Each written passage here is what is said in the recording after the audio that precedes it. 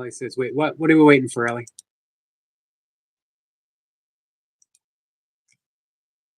There she is.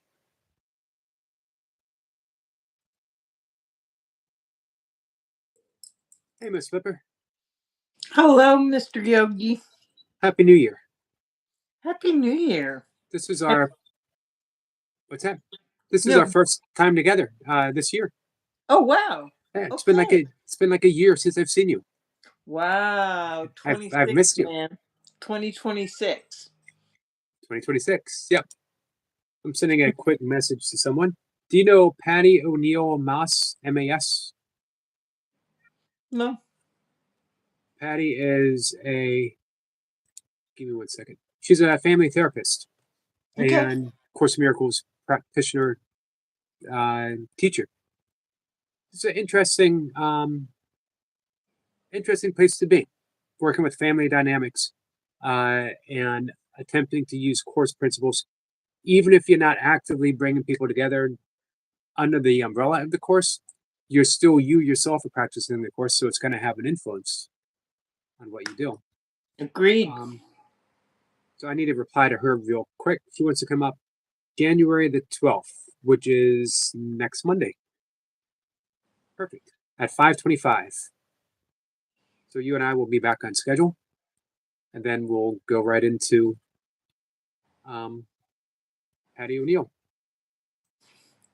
Hello, Chipmunk. Hey, Sniper. What's up, Ellie? 1 second.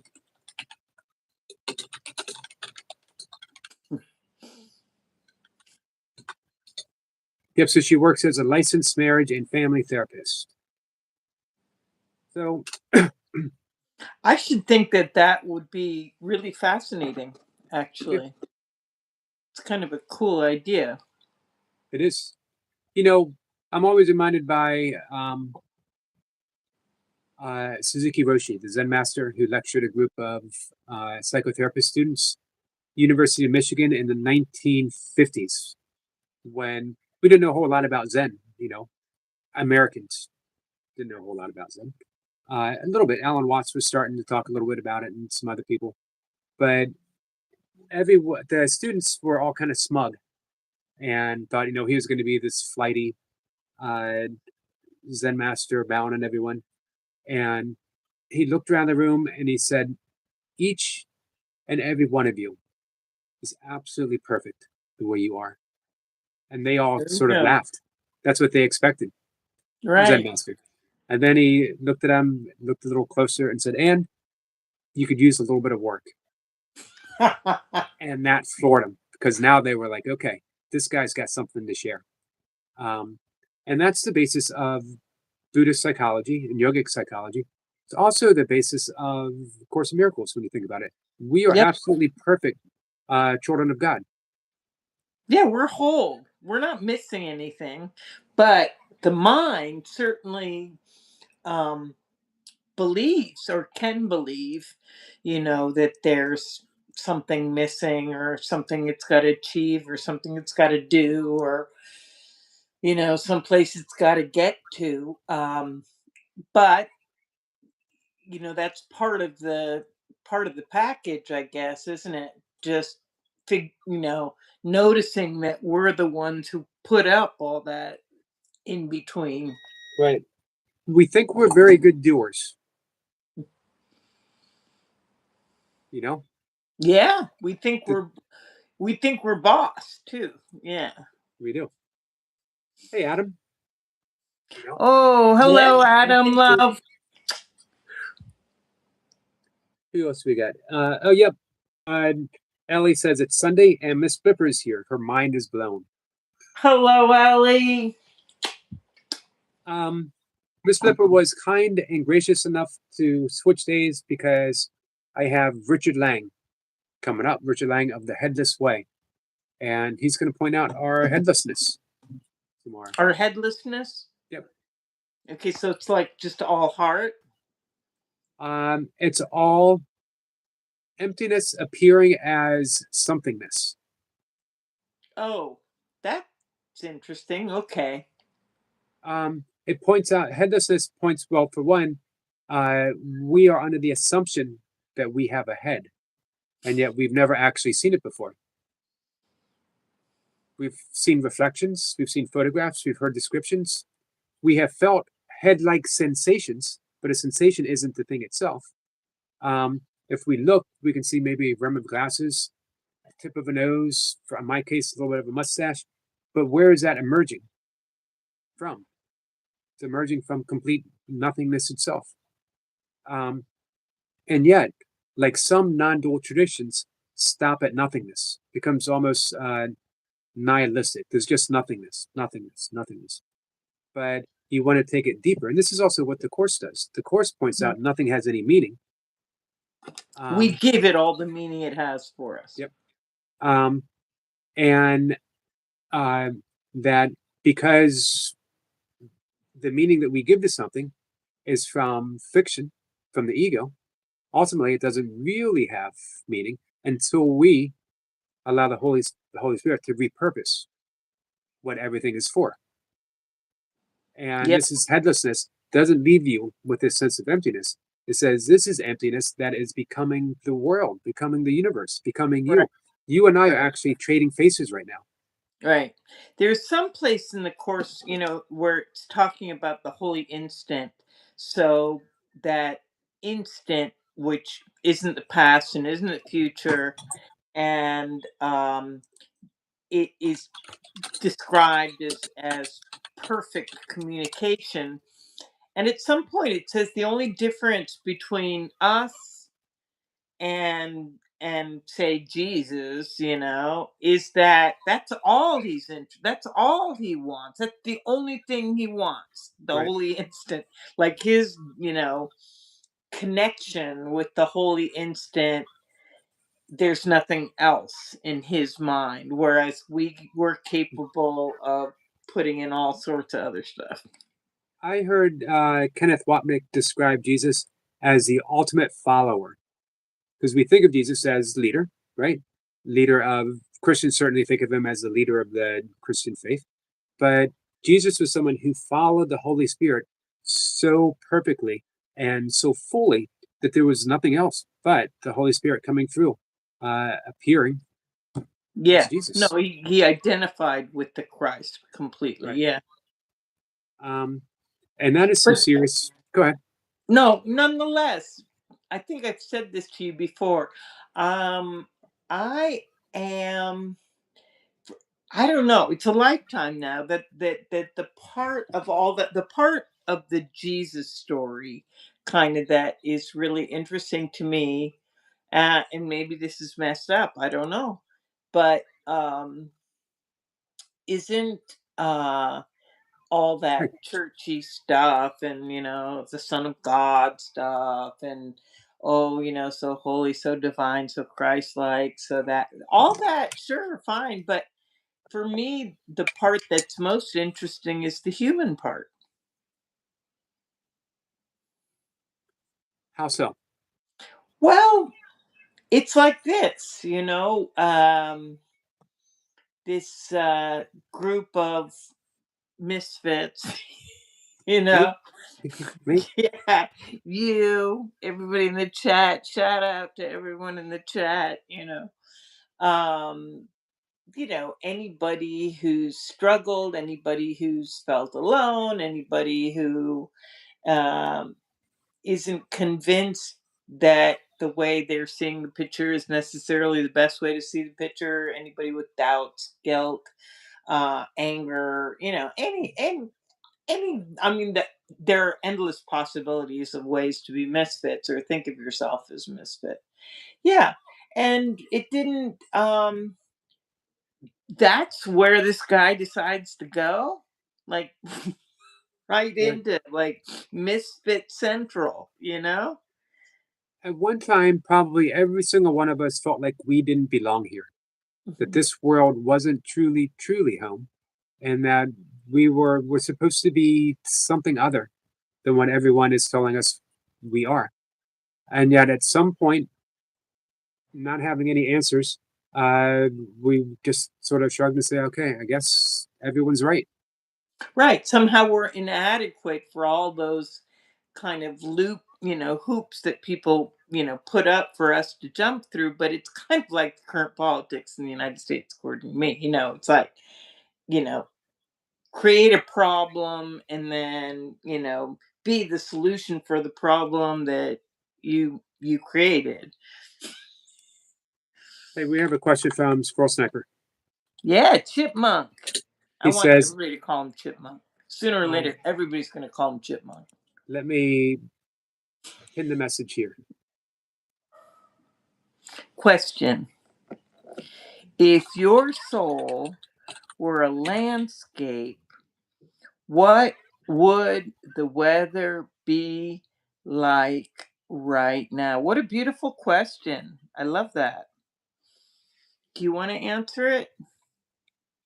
Right now, cloudy with a chance of rain Hmm. for, for, for me. Um, I think I would have a night sky with no, what is that called, noise from the city, so just like a night sky in some place that's really clean skied, like Alaska, where you can see all the constellations. So I'd be out there with the supermoon and all the constellations. I'm going to cop a Buddhist answer, and Do it. I'm going to equate the mind and the soul as one. And although you don't have to see it as one, but for the sake of metaphor, I'm going to liken them to say that the soul of the mind is always clear, always, always light, always allowing, and it allows for the passage of whatever. And like if I see a cloud in my sky, if I see a bird in my sky, if I see a tree branch, I can fully equate and relate and even experience myself as treeness, as branchness, as birdness, as cloudness. And yet nothing ever, the sky's never um, Less beautiful. less beautiful, no matter what it holds. It's Hmm. an all allowing landscape of perfectness Yeah. that doesn't change, Hmm. and yet um, allows for things to appear. Yeah, I went for a walk this morning quite early, not totally early, but I mean, the light had already come up a little bit. Say it was around 7 in the morning, something like that. And it was raining. So it was kind of gray. And uh, yeah, there was vapor coming off the river, into the sky. So it looked kind of foggy and grayish. But I just thought it was like so beautiful anyway. It's like I didn't care. And if I felt that it was so daunting, I guess I really wouldn't have gone out, but I really felt like going out for some reason. Um, so here's something that's been on my mind. Go for it.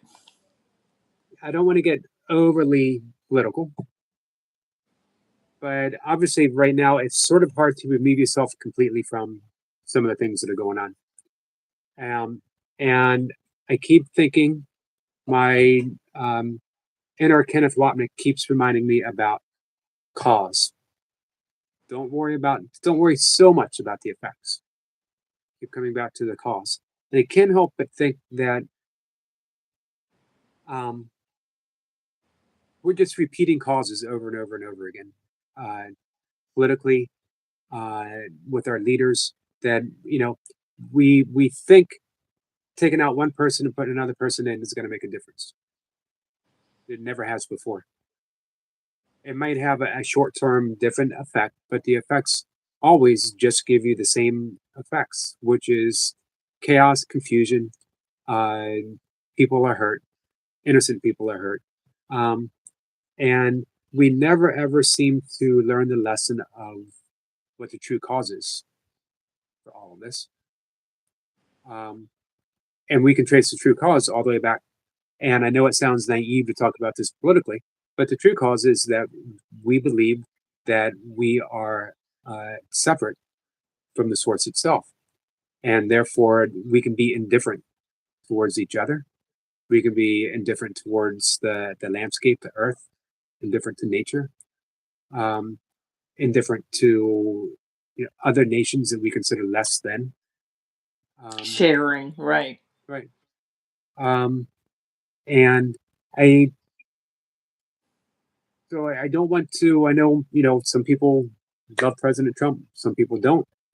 Um, I think if anyone's listened to me through these years here, even though I haven't saw him ever come out and state an absolute political belief, I think people can probably fill in the pieces. Um, but one thing you have to be able to say for the times right now and the leaders that we have is it's a call for a collective awakening. If not now, when? I'd agree with that. Because I we've agree. experienced it all. We've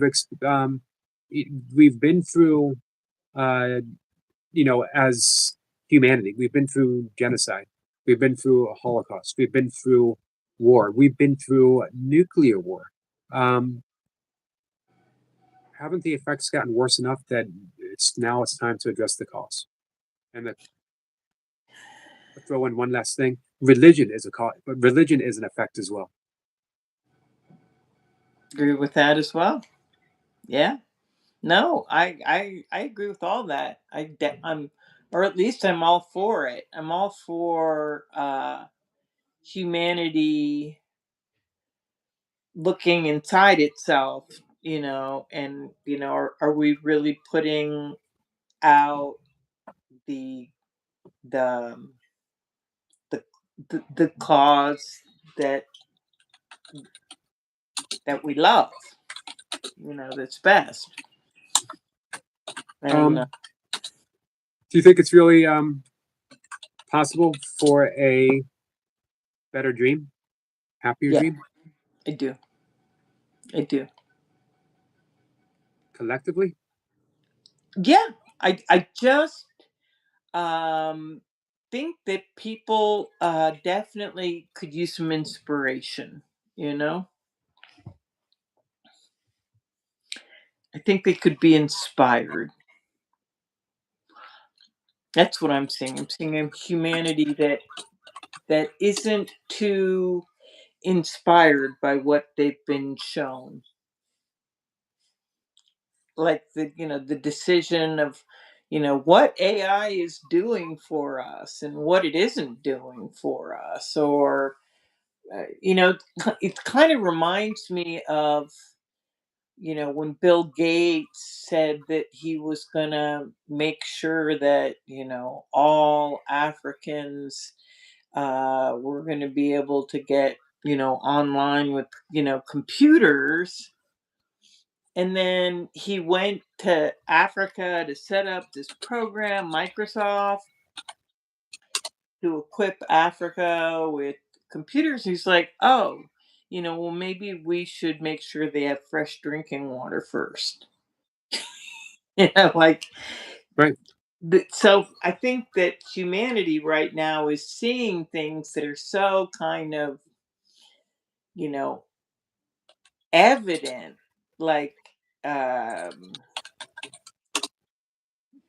a lot of the hypocrisy is kind of evident, in my opinion. So I think that it's called for to have some inspiration. Do you when you were talking about Bill Gates, it made me think of Maslow's hierarchy of needs. Mm, You know, if you're starving, if you don't have clean drinking water, then you could have the best internet hookup in the world. Um, and unless you're going to be able to send someone a text message and say, "Bring me food and water," um, it means absolutely nothing. Gotta right. It's just really hard to rely on these systems when we're shown time and time again they just throw migrants into the sea and just let them drown, or right, let them live in the freezing temperature, flooded out, and buggy mud zones in a dirty tent, you know with a rice bag maybe from the UN, maybe. So just interesting that um, that is not, that people, do they look inside and go, well, I don't know if that's the best thing going on. It's a little bit like the Right. Chinese and Pol Pot. But that's what I've been reading with this thing with Venezuela that's kind of scary, is that the number one recipient of Venezuelan oil is China. No, so China's not going to be happy with this shit show right Yeah. now. And that is a danger. Just, ask anybody who suffered under Pol Pot. Yeah. Right. On a Mm, different note, Buddha mm. says the uh, Metatron cube on your neck is beautiful, Miss Blipper. Oh, Meta- blessing. Thank you. Metatron and Raziel and Michael and Gabriel is whom I call on, and is around me. Lovely. Thank you. I've Um, got a big one here too. Look. But there nice. you go. Metatron's cube. Hey, Kundalini King. So who was it that recognized Metatron? Silence is my virtue. Yep, that's Buddha. Okay. She says, I also love the artwork behind her. Thanks. Not all of it's mine. Behind some of it, the Metatron's cube I did. Yeah. Um, yeah, that's just been, playing on my mind. How could it not? Right. It's painful to go down the same road under different guys There over must be a and better over again. way. There It must must be a be. better way. I find it very disturbing. I find it disturbing in the sense that, like today, I tried to go on, and look at news sources on YouTube to find about casualties, and that information just wasn't available at all. Like the only information I saw was like no, U.S. combat militants, died in this operation, but that's not the whole of humanity. No. And that Um, and the vast majority of people in the capital of Venezuela are just innocent people minding their own business. right. They're the ones that are going to suffer. And they're already suffering. I mean, they haven't been getting a whole hell of a lot of money personally from the oil sales to China.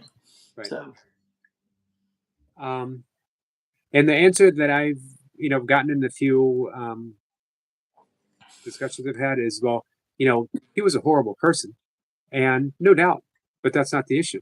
You know, right. um, The other thing that is an issue is this idea with the Supreme Court in the United States. So you can arrest and judge and punish a foreign leader, but not your own leader. That doesn't really make any sense. it does not make any sense, does it? Um, so this one last thing I'll throw in the political hat is we sort of have a complicit, for the most part, mainstream media that isn't helping matters Truly, too much. truly. And again, that's sad because they've abdicated their position as free press, Which guardians, re- guardians which of the re- truth. which returns to your point of been there, done that. I mean, how many times I live in Rome, for Christ's sakes, right? So like the Romans totally took the Jesus story and like, let's make our own narrative out of this. Let's write it up the way we want, This is good, this is bad. This is Right. good, we like this helps us, this doesn't, and let us control the narrative. And throughout history, uh, controlling the narrative has been huge. huge. It doesn't work. It you know, in the long run, like, people, you can fool them a while, you can fool them a couple thousand years, but uh there will always be wayward souls. Right. And now we come back. Oh, by the way, Buddha wants to know, does Ms.Blipper go live, Yogi and Cypher? What time? I never see you two if you do go live. Who, us two? Well, you and I are normally on Mondays, but we did switcheroo this time. But I am thinking of it. I'm thinking of it because You mentioned. I have this fishbowl that I need to empty. I need to empty. So I thought I'd just do this marathon fishbowl at some point. Cool. So I'm going to go back to cause and effect Do it. because we're never going to wake up until we see the cause individually and collectively. I can do all kinds of different meditations. I can do all kinds of breath work. I can do all kinds of yoga postures, and I might feel better, and it might clear my mind to allow me to see more. But until I actually see that the cause is my feeling of aloneness, my feeling of separation from the source itself, whatever we want to call the source, then I'm just, the analogy of rearranging the decks of the Titanic. Looks pretty, still going down. I don't know that we need to. I mean, yeah, you can look at that stuff in order to let it go. That's certainly possible, but it's also possible to uh, share another vision. Just have that, like we've said 1,000 times, that little willingness uh, for a better vision. Right. Right. Okay. I like that. Vision itself. I mean, vision is a gift. We don't have to stick with seeing things in negative ways. We can actually share a greater vision that is more wholesome. Speaking of vision, Hmm. um, in yogic traditions and Buddhist traditions, there is the transmission of vision. That Paramahansa Yogananda was given enlightenment through a transmission of vision. He saw how reality was, he saw his connection with God, and he woke up. In certain non duality circles, they don't believe there's such a thing as um, the transmission of vision. Mm, Do you think vision can be shared? yes. I think vision can be shared. I think voice can be shared as well.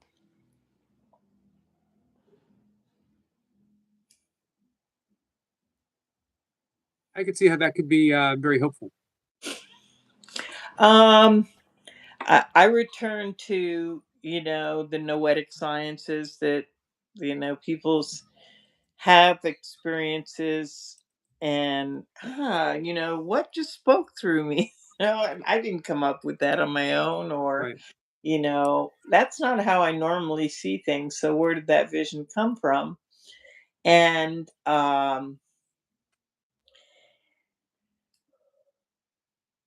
yeah, I think we can share it.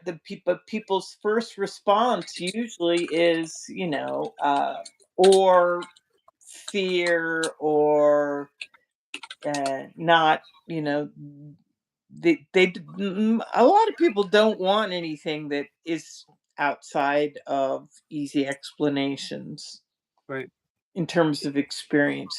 They might have those experiences, and a lot of them do, no question, but that can feel uncomfortable to people too.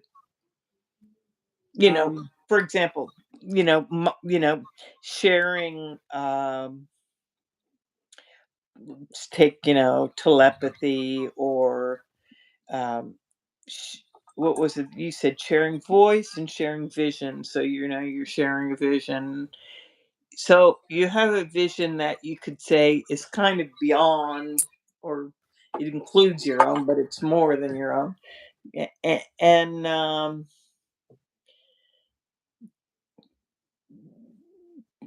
people aren't. What do you do when people say, "Ah, no," or they rationalize it in a different way, or they doubt it? Now, you might have a real sense of that, of what you've seen, and you're pretty sure, like, I just heard that voice.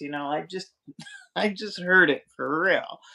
And but it's not always going to be supported. There you go. And when it's not supported, that means, oh wow. So what do I do now? Do I just ignore what these other people are thinking, or ignore their limitations, or do I just kind of stick with my gut, and go with that? Um, I think in the language of the course, it would say that not only can vision be shared, but it must be shared. Hmm. Um, I That kind of gets to the point, in a point in the course that I would like to bring up with you is all this part. I just went through the whole, I just finished the workbook, thank you very much. And it's like the main message at the very end is, we're not alone. We're not. no, um, one of my favorite quotes from the Talmud is above every blade of grass, there's an angel kneeling above it, whispering, grow. Um, and I love how at the end of the workbook, angels are referred to, not just They are. metaphorically, specifically. Yep. Hovering about. Yeah, I see one right there. It's holding a newspaper above your head. It's getting ready to swat. It's a Good. little Getting wake rid up. of bugs. Thank goodness somebody is. Um, it's what we was talking about those first 50 lessons being a path of negation. The course doesn't leave you alone. It doesn't leave you without help. It doesn't leave you without mighty companions. Um, and I think that's one thing that I really love about the course is, because one of the things that has been on my mind the last couple of days, because we had a couple of guests refer to it, decision making, rules for decision. Mhm. And that comes with what you were saying, not being alone. I'm not alone in the decisions that I make. Right. As a matter of fact, I shouldn't be making decisions. Yeah. I mean, for me, the part that really gets my goat every time is the part about um, eternity. There's an eternal life, an eternal God. No, and I just think eternity is kind of a wild concept to put her head around. It's like,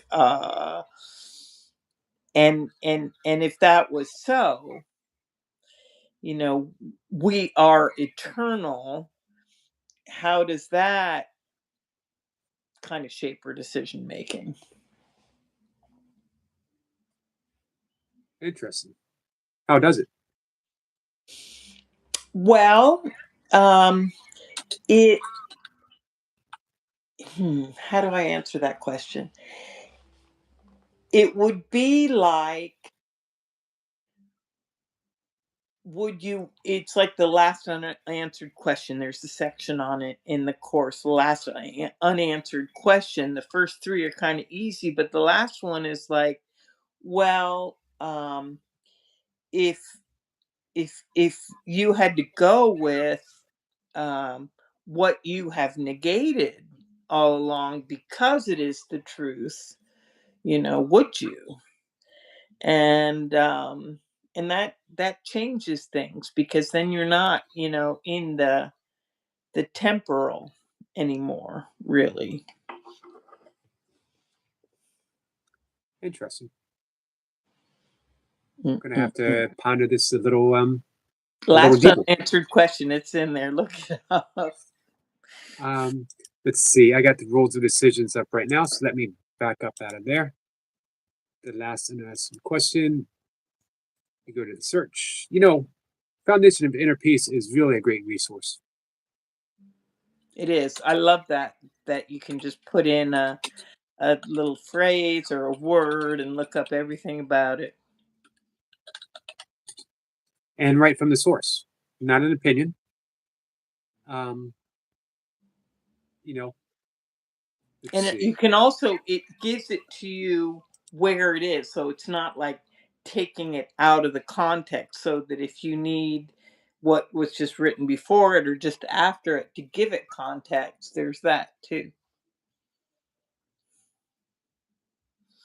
Um, you know, I love italics because you know you're going to get something good. Hmm. So you can always cruise through, and here the first thing we see is this is the last unanswered question. Chapter 21. Do I desire a world I rule instead of one that rules me? That's the first one. Right. Do I desire a world where I am powerful instead of helpless? That's the second one. Do I desire a world in which I have no enemies and cannot sin? Number three. But the next one, And do I want to see what I denied because it is the truth? mm, mm, mm, mm, mm, mm. All right. What have we denied? Eternity. It goes on to explain that. Like, It does, but how do you if we have no sense of eternity?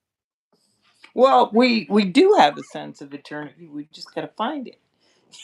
You know, Okay. we do have a sense. I mean, it's not outside of us. Yeah. So as we continue, it says you may have already answered the first three questions. You mentioned that, but not the last. For this one still seems fearful and unlike the others, which it does. Hmm. All that Um, idol worship. Yet reason would assure you that they are all the same. Um, we said this year would emphasize the sameness of things that are the same. We don't like Yep. things that are um, the same, so it seems. We want everything to be different. Change, change, change, because that gives us a false sense of control. So the final question, which is indeed the last you need to decide, still seems to hold a threat the rest have lost for you. And this imagined difference attests to your belief that truth may be the enemy you yet may find. Here then would seem to be the last remaining hope of finding sin and not accepting power.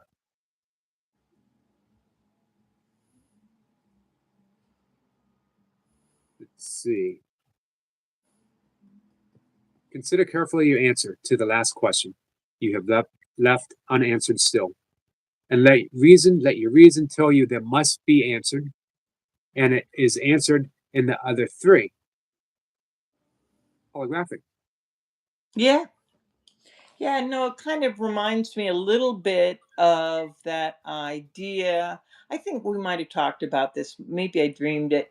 But, there's all this stuff that we're seeing with our eyes, or all this sensation that's going on with our senses, with our hearing, with our touch, with, our imagination too. Um, and so there's the idea, and you said it before, can it be, a happier dream? Okay, so that's like kind of going, oh, we're dreaming. Okay, and then there's happier dream, and then there's like beyond the dream altogether. Right. There's like saying, there's like acknowledging, okay, we've been dreaming up all this stuff, and then go, well, somebody's doing the dreaming. Um, It's not, you don't have, dream doesn't just like fly around, with nothing behind it. it appears, by the way, Ms.Blipper, that you and I have been led synchronistically full circle. Because as we continue, and then, all right, let me start at the beginning here. Consider carefully your answer to the last question that you have left unanswered still, and let your reason tell you that it must be answered and is answered in the other three. And then it will be clear to you as you look on the effects of sin, the effects Mhm. in any form. All you need to do is simply ask yourself, is this what I would see? Do I want this? So we are to turn away from the effects of sin. This is the nature of forgiveness. Indeed. Do I want this? Man, do we want this? Do we want all the effects that we see politically, humanistically? Do we look around at any city street and we see homeless people and people starving and suffering? Is this what we want to see? No, personally, I think like Christ energy is kind of more interesting. more, I agree. I agree. But more exciting, yeah. here's the wonderful thing. This is why everyone asks the question, well, then why did God create a world in which all of this is allowed? Didn't. The course, Oh, where it's allowed. Free will. Well, free will is the thing. The thing. We right. got to wake up. I'm glad that you focused in on that allowed, because Hmm. that was actually a slip of the tongue on my part. Mm, Because God, for one, God didn't create this world, but God allows this world because we created it or we right. dreamed it. And Free God is will. not going to interfere with our effects, but He will gently give us the Holy Spirit to address the cause if we listen to it. I really do think there's a lot of things which can be as uh, kind of easy and natural as waking up. I think sometimes that we're in a kind of stage somewhere in the course it alludes to something similar where if you're sleeping and you're dreaming and you just wake up, sometimes at first you're not really sure that you're awake yet. You're kind of in the twilight zone. Right. Um, Going back But to that, what have you ever like do you believe in reincarnation? Sort of. I believe in reincarnation as given by the Course, Okay. um, and which is everything's happening at once. All right. So uh, we are That's not fine. reincarnating from life to life. We are holographically appearing. Unfolding, yeah. Right. The So great I'm appearing in undoing. this life, but Mhm. my life as Eric the Conqueror, uh, my life as Eric the Space Adventurer, Mhm. um, they are all happening right now as well. Mhm. All my past lives of me, you know, uh, fighting gladiators and chasing woolly mammoths, and my life in the future where I'm an intergalactic guardian of freedom. Mhm. All of that is happening right now. But because we can only view for the most part a single script at a time. Although I think scripts can bleed through. I think we can have dreams, visions of previous um, scripts, or I don't want to say previous because I'm using language of time, uh, but of other scripts. Yeah, we can carry scripts around inside us. Right. Um, Here's the great hope. Back to, is this what I would see? Do I want this? The Course says, Yoga says, Buddhism says, every mystical branch of every religion says the same thing. This is your one decision. This is the condition for what occurs. It is irrelevant to how it happens, but not to why. You, and in italics, have control of this. You have control of this. We have the power. Ms.Blipper, Yogi, Sniper, Mhm. Sissy, Cat, we have control over this. Do you not like this world? What are you going to do about it? Now, the Course is very explicit on what you're supposed to do about it. You can, if you feel drawn to it, you can pick up a sign and march. Nothing the matter with that, but it's not very effective. It's never worked before, not for anything lasting. Or you can go within and change your perception of the world, and then use that as a means of creation, as you were saying, sharing a vision Mhm. of what you see. As Gandhi said, be the change. Right, or even just yeah. choosing, just the idea, being an example of somebody who chooses, um you know uh to share a vision, Right. or We are. This to is a big speak thing with for a you. voice of love.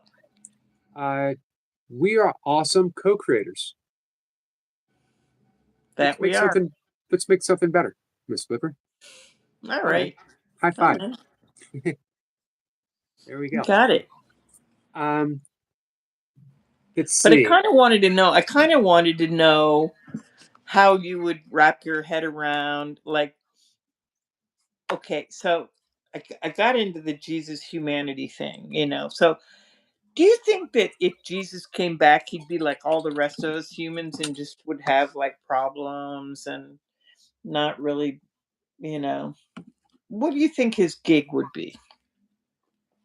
I have it on good authority that he is a auto mechanic in a small town in Indiana. Cool. Um, Cool. yep. He is Small. did a stint Does he have flying a a bi. beard? I What? don't recall if he had a beard or not. He did a stint doing flying biplanes in fields and giving people rides. And Okay. then he picked up the Messiah game again, and it turned out just about the same. So he went back to the garage. You All ever right. read? You ever read Illusions? Yeah, there, Kundalini King got it right away. Illusions. Um, by the way, Kundalini King has ordered A Course in Miracles, which is absolutely awesome. Nice. Dispassionate Observer says, "Have you ever tried silence as yoga? Silence is yoga."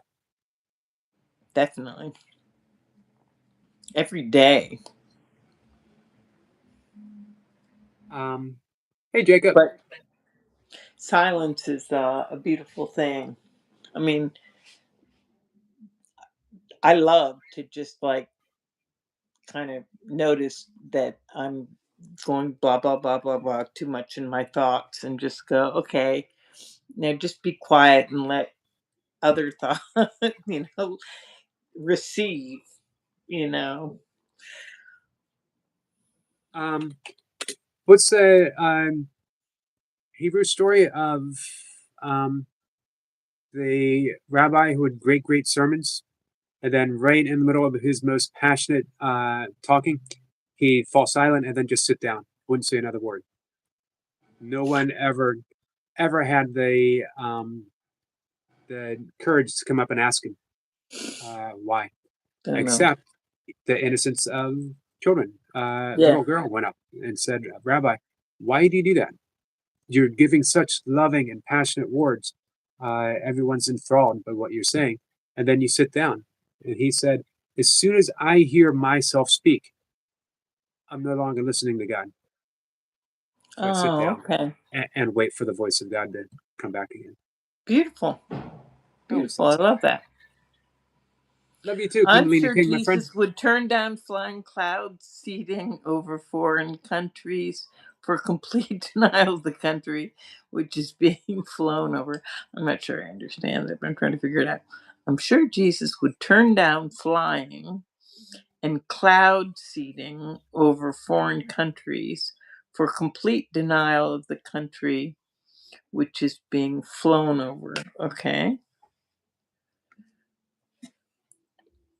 Trying to wrap my head around that one. Wrap your head around this. Our friend, Dispassionate Observer, Hmm. very dispassionately says Jesus, as a historic person, never existed. Proofs non existent just to believe. Mm, okay. That's my answer too. I don't have any Okay. problems with it. It's Yeah. like fine with me. You know, I it makes no difference to me actually if there's some sort of biological remnant or scientific proof, or it was just a really interesting story that hooked Right. people up. Uh, There are funny stories about that though, because there were, like, at any time, I probably shouldn't say this on your channel, but so there are people who, they're really into relics.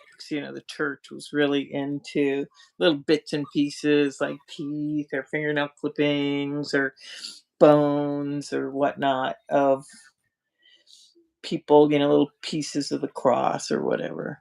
And so there were several churches in Europe that believed that they had his foreskin, and there were competing foreskins because it was the only part of him that didn't ascend into heaven.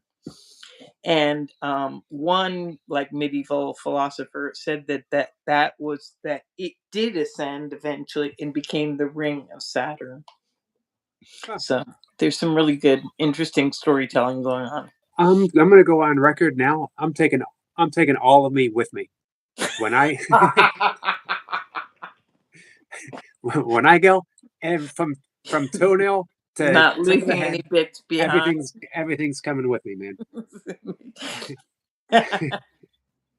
This Fashion Observer says, so why speak at all? You want to cover that, or you want me to cover that? Why speak at all? Yeah. If we Uh, don't care if Jesus is historical or not, why are we even speaking about Jesus? because it's a great story. Right. There's there's ideas and love in the story. My answer is that because Jesus is the perfect symbol, the perfect representation of absolute love residing in my mind, that historically I could care less, but symbolically in my mind, I have absolute love for this symbol that guides my life. And why wouldn't I talk about a symbol that is guiding my life? For me, it's the idea, and I'm so thankful for that question, because if there's one thing that I find very interesting about the character of Jesus, it's the whole idea of sharing. I mean, according to A Course in Miracles, in any case, um, Jesus is very clear about the way he keeps things is by giving it away. So he's sharing everything. Right. I like Kundalini King's answer because Jesus was way cool. Perfect. That is funny though. Oh, he was referring to why speak since words are illusory. But words are symbols too, and we communicate in symbols. Once we Yeah. perfect the mind to mind transmission, we won't have to say anything. But you know, I'm I'm only third level yogi. I haven't reached that fifth level yet. Well, Uh, there's creating with words too. Some people say that eventually we'll create. Yeah, that's how Genesis takes place, right? right. God says the word this and boom, there it is. Um, and they're beautiful. I read John Donne this morning, No Man's an Island, Right. and just beautiful words. So, you know, words might be illusory, but illusions can be beautiful. We can, the Mona Lisa is an illusion. Monet's water lilies are an illusion. I'm guessing too that there's something. I mean, I just this might just be projection, but I'm guessing that in all the abstraction that words are, so they're symbols to symbols, right? So they're Right. abstract. Words are very abstract for our mind to do, but using all that abstraction, I think actually kind of is giving our mind some keys about kind of being having enough plasticity or becoming abstract enough to to share abstract ideas. I mean, if that's a development, it's a thing to be able to share abstract ideas. Um, they say in Sanskrit that um, a Sanskrit word for something contains the vibratory essence of the thing itself. Also Um, in Hebrew. I was going to ask if Hebrew is well, and there might be other hmm languages as hmm well that hmm I'm not aware of that would have that. Um, and the course says that um, things that we have co-created with love, and only love is real, only love is lasting, uh, still exists, will always exist. Sure. So I think that Because includes everything the returns to a source. right. I think that even though words are symbols, that when we create something beautiful with words, that on some level it's going to exist. I love the fact that I could be, you know, loafering around in heaven or in nirvana or in perfect eternity and listening to the Beatles' Revolver or Rubber Soul, um, and or looking at Monet's Water Lilies. That, Mhm. what started out as illusory, crafted with love, becomes love, Mhm. right? If it's crafted with love, um, if it evokes love, then we've created something, co-created something that is lasting.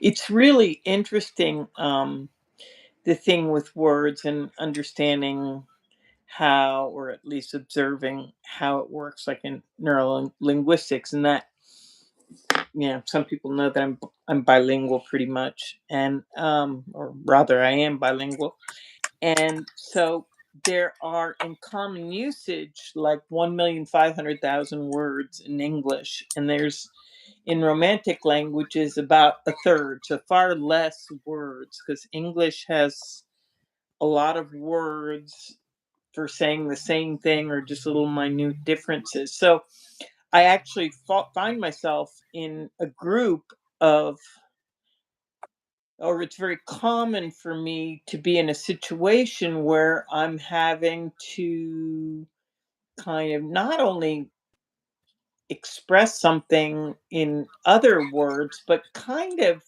try to offer people ideas that they have no words for because they've never had a word for that idea. So it's like making new roads in their minds for concepts. Right.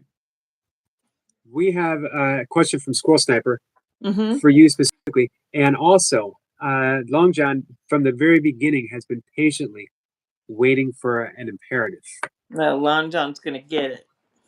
So let's answer Sniper's question. You can answer it because Okay. it's directed to you, and then we'll do a dive into the fishbowl. Okay. Ms.Blipper, the archetype of the serpent. What's your thoughts? Hmm. It's a big one. I have a lot of them. Uh, some people say, serpent is, kundalini in the spinal fluid or whatever.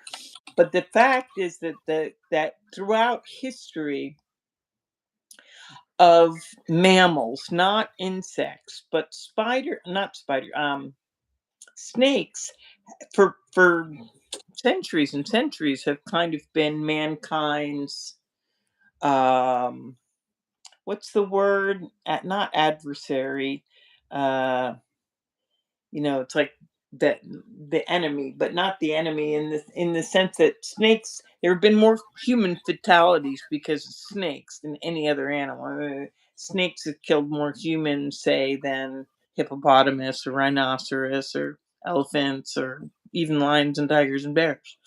Oh my! Snakes are number one, apart from insects. Insects would be number one. So they're to be revered, you know, and so they're very powerful, and also found, in health, the symbols Yeah, of climbing up the staff and everything. yeah. Let's see. Yoga means chitta, vitri, narada. We wrote about this. Equals secession of the mind. A yogi does not speak unnecessarily. Meh. Yogi does whatever a yogi wants to do. Um, Yoga means chitta vritti nirodha, cessation of mind. A yogi does not speak unnecessarily. All sorts of yogis running around, though. yeah, I saw that Anaba also wants an imperative. yeah. We'll start with Long John. All right, Long John, Um, are we ready for the fishbowl? we're always ready for the fishbowl. I don't know. I don't know. I could just keep on pulling them out and pulling them out, and then like you could unpack them. All right, Lon John. Yeah, I love this one. This is so central to A Course in Miracles. Be innocent of judgment. It's like fundamental of fundamentals. Be innocent of judgment, unaware of any thoughts of evil or of good that ever crossed your mind of anyone. Be innocent of judgment. So it doesn't matter evil or good. Just be innocent of judgment. In fact, the thing that you like about italics, Eric, that comes one of the repeating things that come up for me with the course is let you know I give this brother to the Holy Spirit as part of myself. Yeah, Um, I, that helps. I'd like to hear John's thoughts on that. Um, Me too. and we are, he says, well, that imperative is literally today's lesson. Lovely. We, it's the nature of forgiveness. Gotta Again, plug my phone in. I thought I plugged it in, but I didn't. Hold on a second. this also leads us back once again, synchronistically and holographically, to what I was talking about at the beginning. Cause and effect. Sin is an effect. Looking at what we say, this is a sin, this is a sin, it's all an effect. We're not, our job isn't to forgive effects. Our job isn't to forgive sin.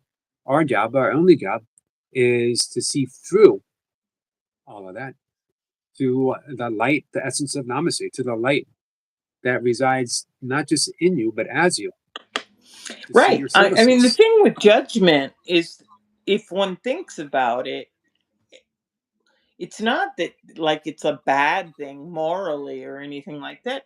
It's like we're just simply incapable of it, completely incapable of it Right. in any real sense. With that judgment having any relationship to the truth whatsoever, forget about it. It's not there. Um, all right, Anna. And Sniper would like one too, after Anna. Okay. Signature, it's nice to see you, my friend. Africana, it's nice to see you too. You're so welcome, Lon John. Yes, please, Ms.Blipper, if we have the time. Okay. Here we go. Nabi. Anaba. Wow. This one almost sounds like it's for me. Anaba, you and me. Do not endow him with attributes you understand. Accepting his son as guilty is denial of the Father so complete that knowledge is swept away from recognition in the very mind where God has placed it. If you would but listen and learn how impossible this is. I got to read that again. Do not endow him, the Son of God, okay? Do not endow him with attributes you understand. All right, stop there. Let's unpack it Okay. a little bit at a time. All right. So, my understanding, an attribute that I would endow upon someone is from the ego. I understand that you have sinned. I understand that you are a loudmouth. I understand that you are pushy and shovey, and that you are this and you are that. Projection makes perception. Right. And I am asked that if I really want to see someone who they truly are, not to endow that person, that event, that situation with what I understand from the egoic level. Okay. Right. All right. Next part. So far, so good. Accepting his son as guilty is denial of the Father so complete that knowledge is swept away from recognition in the very mind where God has placed it. So God has put the recognition of the Son of God in us. We have it as a possibility, you know, as a attribute. But if we are projecting stuff out onto God's Son and making him guilty of, you know, how we see him, then no, we're wiping it away. The recognition where it should be. Nice. Mm. All right. And Anna, then I hope. the last part is it, if you would but listen, and that gets back to the silence. You know, if you would but listen and learn how impossible this is. Like, we can't make that real. We can only make it a Right. kind of temporary song and dance. Hey, Jamie. And the Holy Spirit always tells us what is real. If we were to listen to the Holy Spirit, then if we were to listen fully to the Holy Spirit, we wouldn't be in that situation to begin with.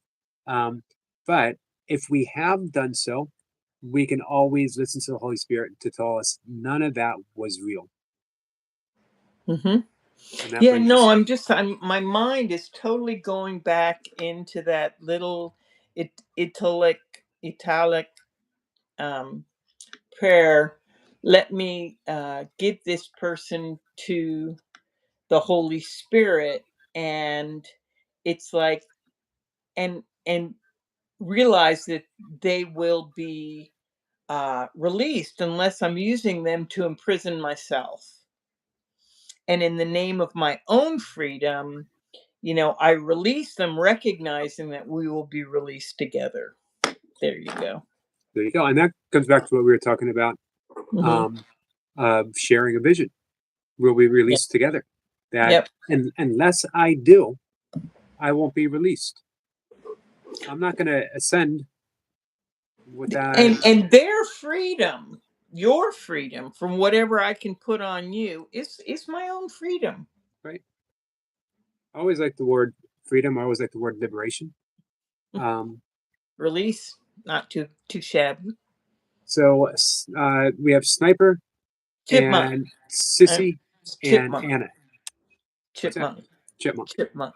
Chipmunk. Pretty soon we're gonna have the whole room calling him Chipmunk. So he's next, and All Sissy right. and Adam. Squirrel Sniper likes it from the depths and with the left hand. There we go. From the depths with the left hand. Whew. Okay. One fell out, and then I pulled one out. So he gets two because one fell out while I was pulling one out. The one I pulled out says, seek not outside yourself. Seek not outside yourself. Seek not outside yourself. Seek not outside yourself. Well, this one's going to be hard to unpack. What is what is it trying to say? I think it's trying to say to seek not outside yourself. Is that what you got from that? I don't Yeah, know. kind of, or either that, or recognize that, you know, what you might have sought outside yourself really is yourself anyway. But then one fell out. Let's see what the one fell out is. But it was interesting that it was written 4 times.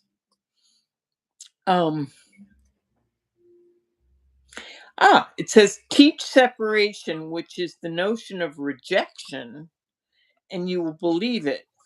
This is not how God thinks. So no bother to teach separation, because it's the idea of rejection, and if we teach that, we'll end up believing it. Not a good thing. I always liked Einstein's quote that I only want to understand the mind of God, everything details. We literally can think. We literally do think with the mind of God, because we don't exist anywhere else but within the mind of God. But we have this tiny mad idea that we are separate and that we are our own little thinking machine. And we have all of these illusory thoughts, and we've created an illusory world. But what was repeated 4 times? Seek not outside yourself. So if we don't do that, we're returned right back to heaven, Mhm. or whatever term you want to use for eternity. Yeah, there's a beautiful song. I don't know if you ever heard this beautiful song by Regina Spektor called Laughing With. It's called Laughing with God. We're all laughing with God. It's beautiful. I'll send it to you. You'll like it. It's a very light, not heavy song, but beautiful. Cool.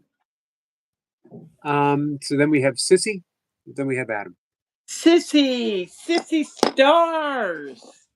Agape, omni love.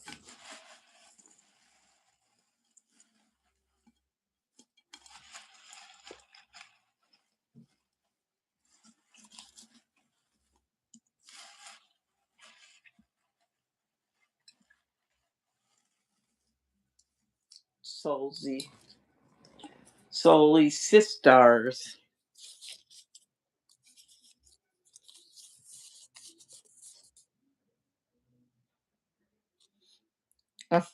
Says, grant your brother's guiltlessness to him, and you will see the truth of what you have acknowledged. So, if you allow to see your brother's innocence, then you will see the truth of that. You'll see the truth of who you are too, right? Right. You will see Um, the truth of what you have do you see acknowledged. a theme playing out in all of these? I do. It's pretty Don't awesome. ask me to articulate it, though. Um, I do. One of the things that we talked about, one of the things that you mentioned was, sharing of a vision, and all of And these have voice. been related Vision to and voice. vision and visioning our innocence. Virtually every single one has been along the lines of see your brother for who they truly are. Don't get caught up in the illusion of who you think, who we've judged, who Hmm. we believe. Hmm. Um, Well, you kind of started off today's thing with just that. Like, we're whole. We're not missing pieces. There right. isn't anything we don't have. As soon as you said missing pieces, I thought of the band. Do you remember them? No, I actually thought of Jesus's foreskin.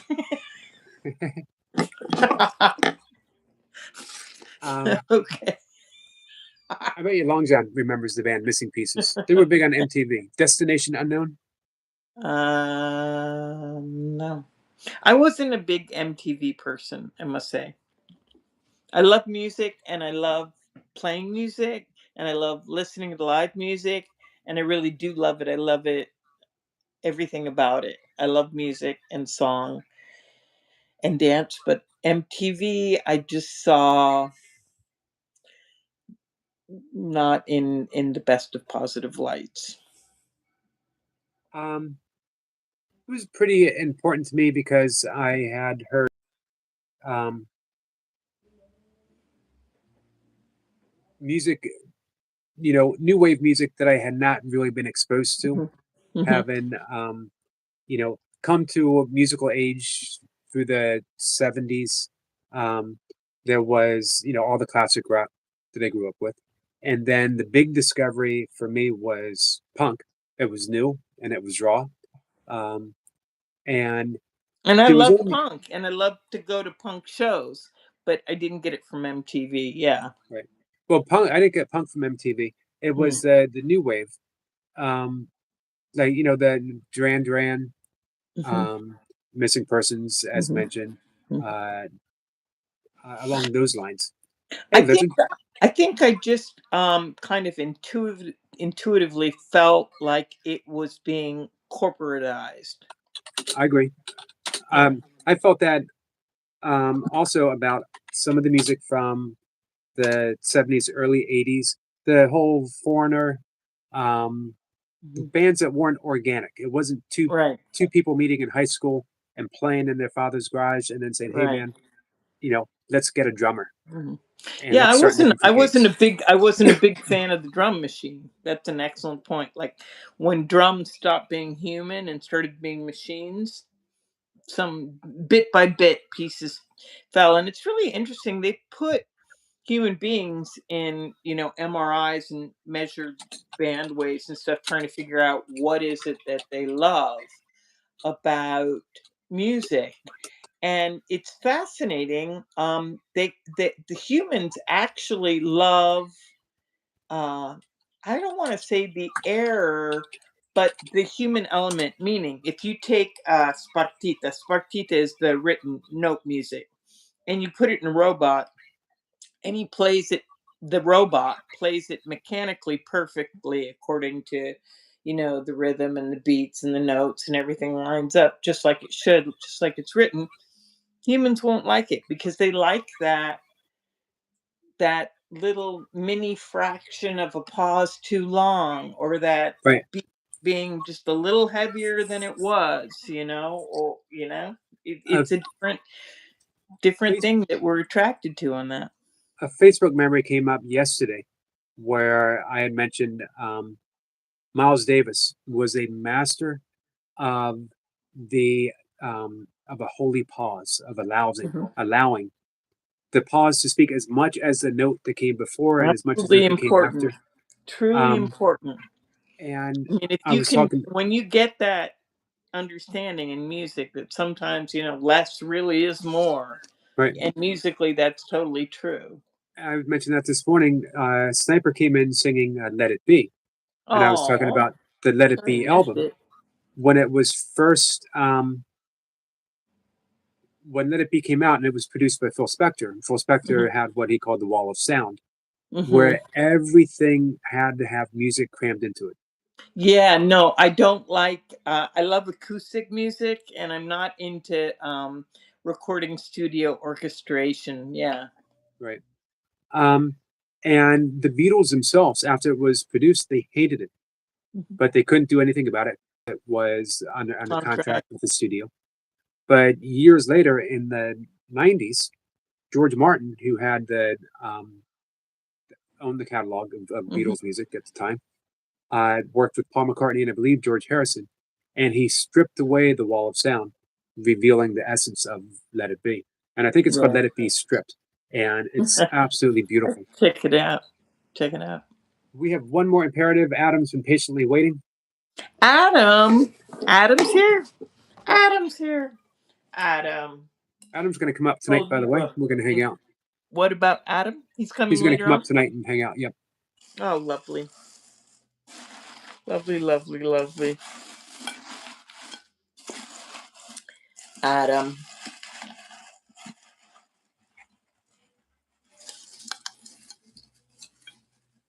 Oh, Adam is like chipmunk. Like one just kind of one was pulled and one kind of fell out. So the one that was pulled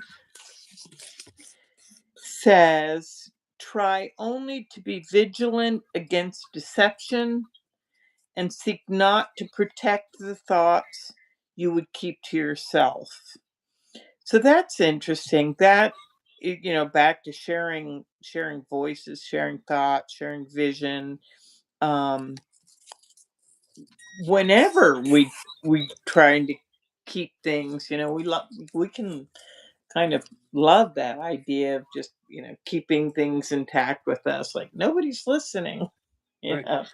I And this always love the thing. course talking. I always love when they use the word vigilant.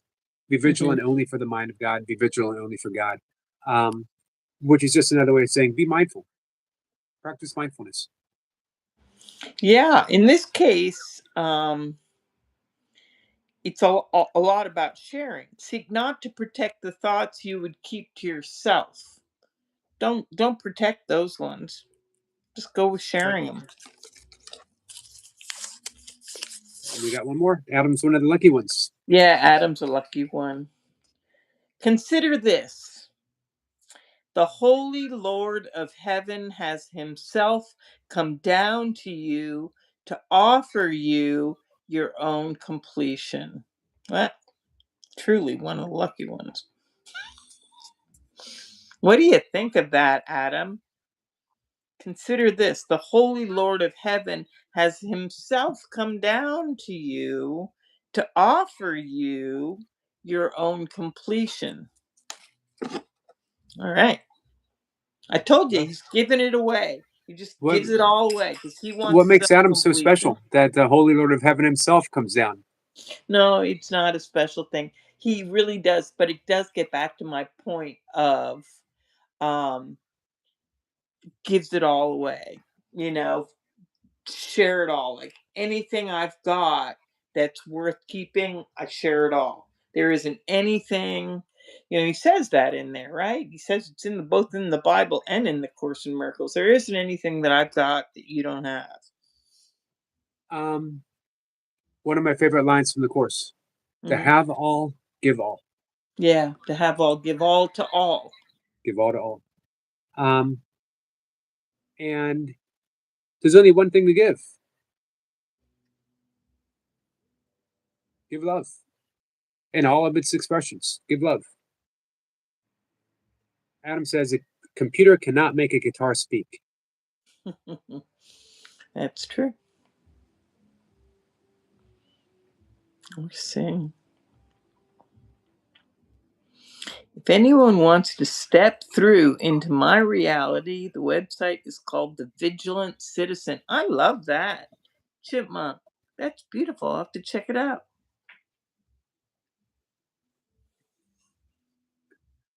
All right, so we did the imperatives. There we go. I'm going to pull one for you, though. Okay. After that, I think we'll wrap it up. We got a few things to do. And here we go. What's the voice? What's the vision? Sharing with Yogi. Deepa deepa dee. Ah, ah, ah, ah, ah. One out. I'll tell you, this one was not the easiest one to pull out of the bowl. It's all tangled up. But I did it. It says, do not accept your brother's variable perception of himself, for his split mind is yours, and you will not accept your own healing without his. So don't even bother accepting your brother's variable perception of himself. Okay. I won't. All right. Thank you for that. You're welcome. You see the book I held up this morning? I might Yeah, I might I'm dive back thrilled. in. I'm thrilled. Who wrote it? This is Berg, uh, Okay. one of the sons. I think he's the Okay. more prolific of the sons. There's Michael. There's Rav, who is the father, Dad. and the mom. She writes as well. Karen? Karen? Yes. Yep. Okay. And then there is uh, Michael Berg, and I think he's only written one or two books. And then Yahada's written quite a few. And I I don't know why I felt the urge to pull this out, Well, and I'm it's so glad you did because until now there's I think 3 people that I've run across in the universe. Myself as being one of them. Richard Smalley's another one. Another one is a guy named Dan who's someplace in Colorado, Shaddai or something. That no, there was another one. There was a fourth person who was kind of looking at both, Course in Miracles and Kabbalah together. But yeah. I'd love to get Richard Smalley up. I've reached out to him, but I have not heard back. Hmm. Um, but a little bit, word's starting to spread a little bit. Yeah. That this is this is an okay place to have a Safe place. conversation. Truly. Um, because I just, as I say to people, when I send out the invitation to coming up, not a lesson, I'm sorry, not an interview, but a opportunity for us to share the love of the course. That I Yeah. just love having conversations with people, Um, and because I think an interview comes across as I ask you a question, you give an answer. I ask another question. I just like doing, and basically, I have the same conversation I have with you that I have with all the guests come up. It's just a very loving, organic sharing, you know? And you have been a big inspiration for that to happen.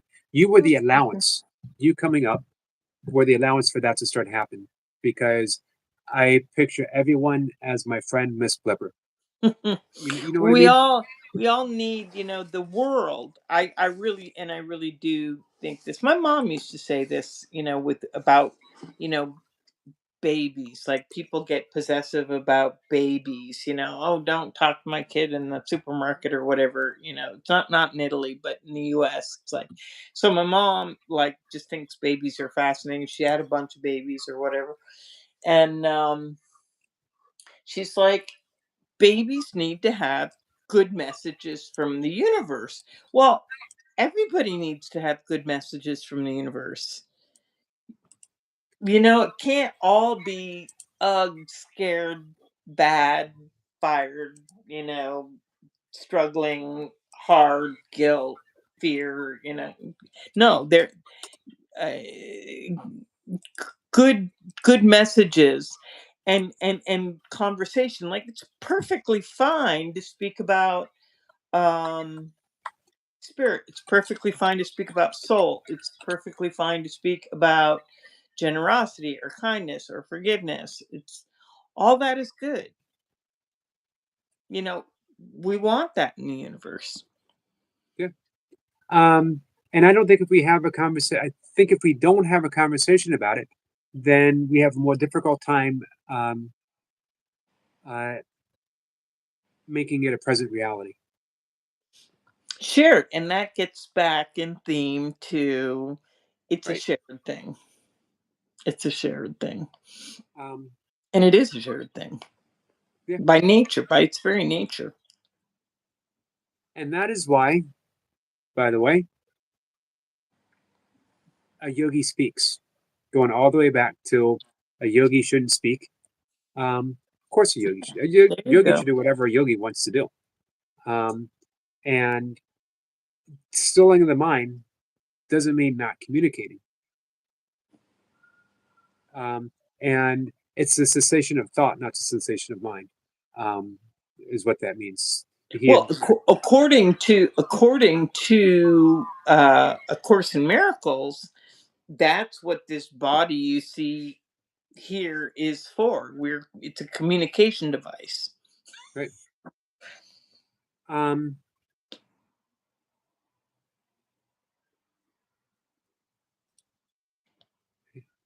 there you go.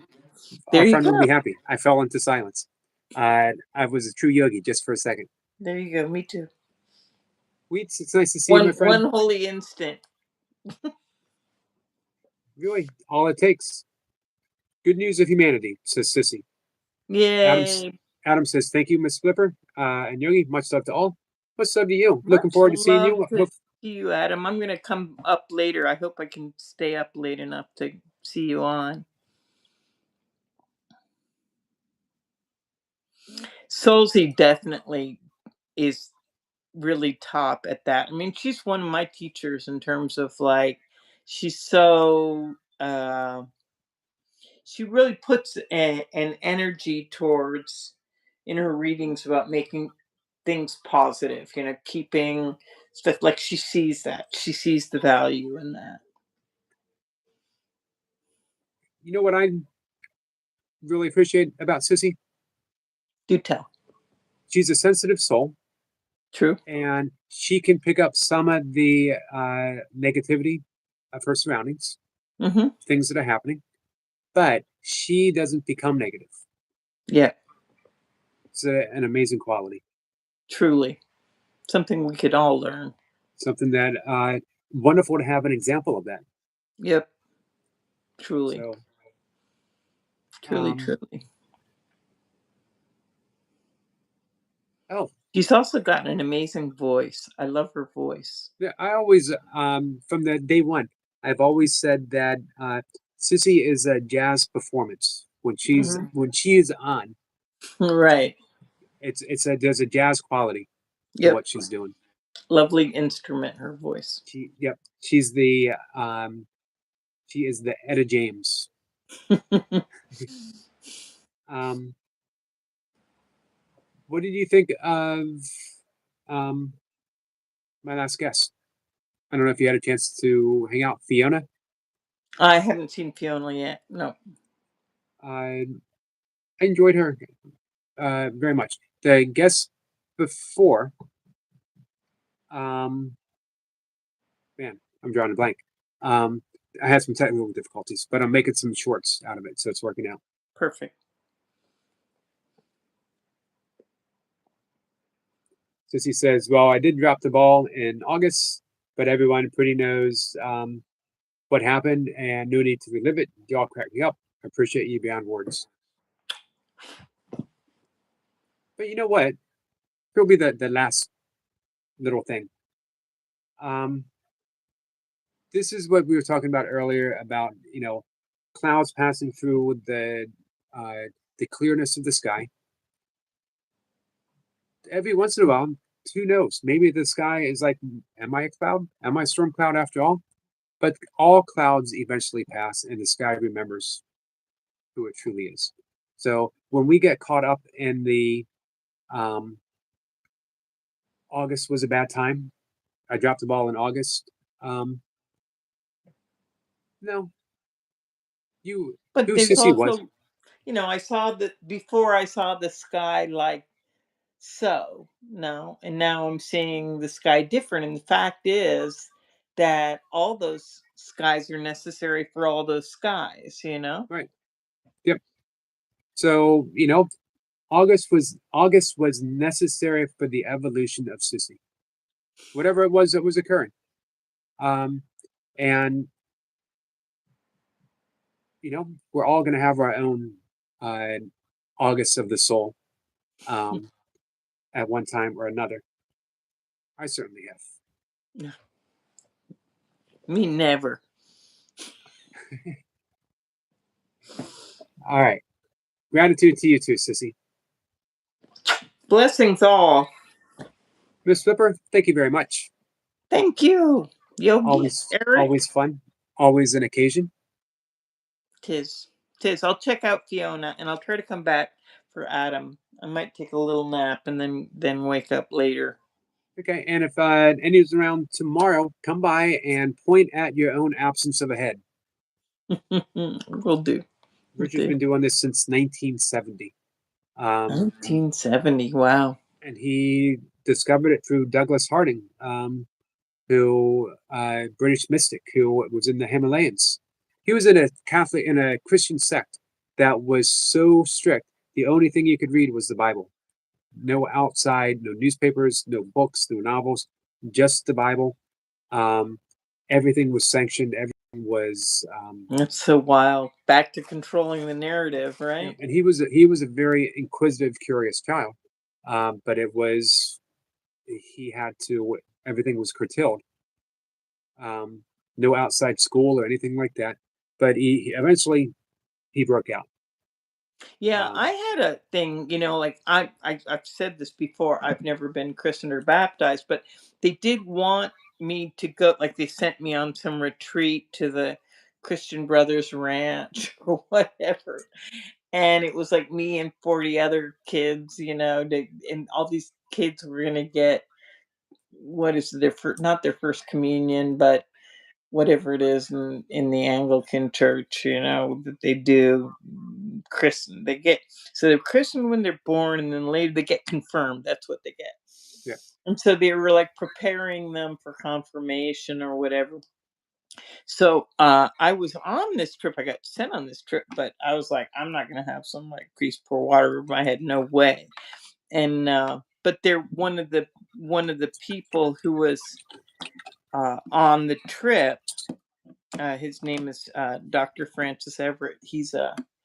He he's a physicist of Einsteinian physics at Stanford University, and he remembered me. He was like, "Oh, she asked really good questions. He liked my questions." So I thought that was so beautiful that even though I decided not to be christened and not to be confirmed, that this wicked smart professor of physics said I asked good questions and gave me a job later on, which is really cool too. Nice. Yeah. I'm going to send another note to Another note. Richard, Okay. because I had not mentioned Kabbalah to him. I just Oh. talked about coming by and talking about the course sometime. Mm-hmm. And I thought if I said, I was just talking to a friend, Ms.Blipper, Uh-huh. about A Course in Miracles, and we were talking about A Course in Miracles, and that you Mm-hmm. often bring it up. Uh, Yeah. that maybe that will be a little spark to Because I say, hey, think he's editor of the Theosophy it written used to group. be a Yeah. parable a long time ago, but that's no longer. No, but I think that he now works for Theosophy. Not the Rudolf Steiner people, but the Annie Besant people. Like they're like editor of some paper or something. I don't know if he's still doing that, but he gives talks on it. Gives talks. He's all over the board. He's really smart. His book on uh, what was it? Course in Miracles and uh, Course in Miracles and re-envisioning Christianity, or something along those lines. I have it over in the hallway. I thought it was brilliant. Hmm. That Yeah, I like that he definitely did his homework, where the story of, again, somebody mentioned the historical Jesus Christ. Like he did take a deep dive into what happened with the Gnostics, what happened with the Roman Church, what happened with Constantine, what happened with Paul, what happened with Peter, what happened with John. So he gave it a good attention, in a roundabout way, meaning that what really was going on in context at the time with the Hellenistic Jews and the Alexandrian Jews and the Spanish Jews and the Greek Jews, and they weren't all they weren't all rabbinical, past that. Got to remember the second temple burned down post Jesus.